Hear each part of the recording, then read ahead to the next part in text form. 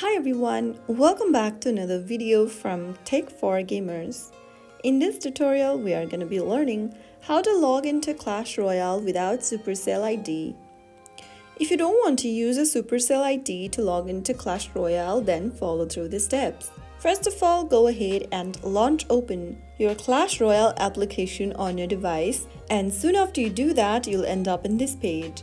If you don't want to play with Supercell ID, you can simply tap on Play without Supercell ID at the bottom, select your age, and then you will be able to join in the game. This will allow to play without linking the account to any specific ID, but keep in mind that the playing as a guest means your progress is not saved across devices and you will risk losing it if you uninstall the game or switch device.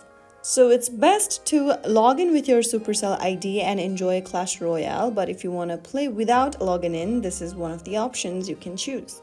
So that's how it's easily done. I hope you found the video helpful. If it was, don't forget to like, share, and subscribe to our channel for more Clash Royale tips. I will see you in the next video. Stay tuned till then.